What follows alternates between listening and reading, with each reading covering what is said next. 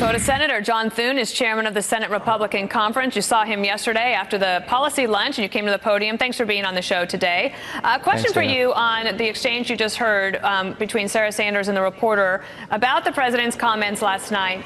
John Gizzi, a reporter there from Human Rights Magazine, he asked if it was actually counterproductive for Senators Murkowski, Collins, and Flake. And I wonder what you think about that, because I know you're counting the votes very closely. Right. Well, you're right, Dana. It's an audience of 3 that we have to win over, at least at the moment. And, you know, as is usually the case, the president sometimes style and tone and approach perhaps not all that helpful. I mean, the point he was making is correct, and that is that there are factual inconsistencies, factual inaccuracies in Dr. Ford's testimony. But I think how you make those points does matter. But right now, it's really about getting the FBI report in and assessing that and moving forward in the next couple of days with a procedural vote and ultimately with a vote on the judge's nomination. Do you know when you will expect to see the FBI report? You know, we'll see that, I think, sometime today. We expect it to be here. Don't know exactly when. And members, as Mike Emanuel pointed out, will have an opportunity to take a look at it.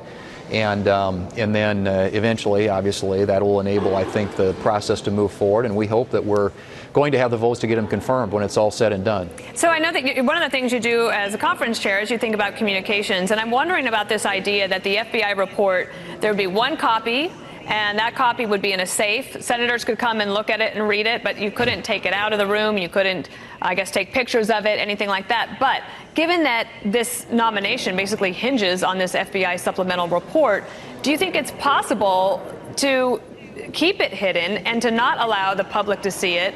Because if let's say a Democrat senator reads the report, leaves, and then says something that Republicans think mischaracterizes the report, and then you'll be back into this he said, she said thing once again. I think, as is usually the case up here, Dana, that this will get talked about. And I suspect that in the end, you know, portions of that report may come out in some form. But it is important because there's a lot riding on this, as you said. Now, all senators are going to have an opportunity to look at this. My guess is there'll be plenty of discussion about it, and eventually, I think some of it will probably make its way out into the public, into the mainstream. But most importantly, at least right now, is that all senators who are going to have the responsibility to vote on this nomination have an opportunity to review it, assess it, and come to their own conclusions about what's in there. And remember, this is FBI report number 7 that they've done on Judge Kavanaugh.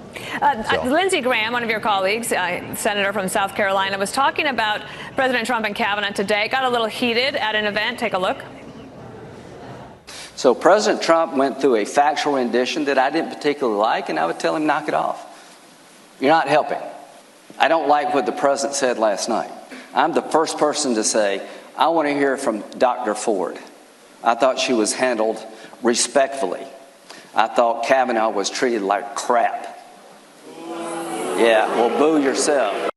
So I don't want to ask you about the president's comments per se, but I want to ask you about that audience reaction and the kind of things you're hearing from constituents, and maybe what you're hearing from your colleagues. So what are you hearing from back home?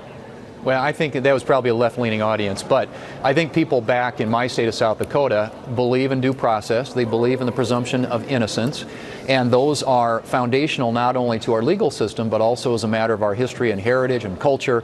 Those are things that are important in American jurisprudence. And as we look at this nomination, you want to look at the facts, you want to look at the evidence, and that's what we're talking about here. I understand people want to make this about emotion, and it is an emotional issue. I understand that. I also believe that if there is a woman in this country who is a victim of sexual assault, she deserves to be heard and to come forward, and they shouldn't suffer in silence. Victims of crime. But at the same time, when we're making determinations about someone's guilt or innocence, or in this case, you know, eligibility and qualifications to serve on the Supreme Court, there have to be facts. You cannot take something where the evidence is as flimsy as this is and try and indict an individual who has given most of his life to public service and has served with great honor and distinction, as we all know, is supremely qualified to serve on the Supreme Court. Well, we'll be keeping in touch with you, because if this vote is to happen this week, things have to get in motion very soon. Senator John Thune, they do indeed. Thank you. Thanks, Dan.